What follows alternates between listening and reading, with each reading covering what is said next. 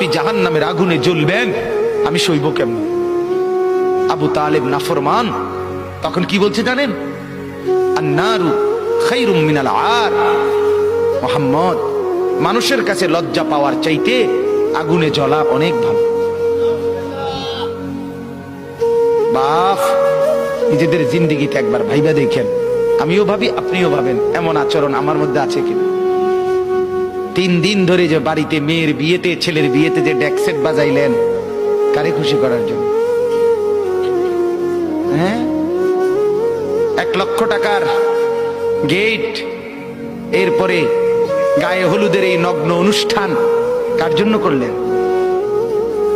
বেড়া বেড়ি সব, যুবক যুবতী সব একই মাইক্রো প্রাইভেট কারের ভিতরে জাতাজাতি করে বহাইয়া একখান থেকে একখানে নিলেন, কার জন্য? পুরা প্যান্ডেলের ভিতরে একসাথে বেড়া বেড়ি একত্রে খায়, নাচে, গায়, ফুর্তি করে, কার জন্য? শুধু সমাজ, সোসাইটি, পরিবেশ, সোসাইটি মেনটেন করছেন, সমাজ মেনটেন করছেন। ছেলেরা চাইছে, মেয়েরা চাইছে, বাচ্চারা চাইছে, এতে হেতে চাইছে, তো মালিক তিনি কি চাইছিল? ওনার কথা মনে হয় নাই?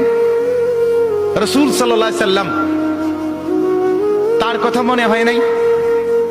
বলেন, কিয়ামতের দিন নবী সাল্লাল্লাহু আলাইহি ওয়াসাল্লামের কাছে কোরআনে আছে, ফাকাইফা ইদা জিনা মিন কুল্লি উম্মাতিন বিশাহিদ ওয়া জিনা বিকা আলা হাউলা'i শাহীদা।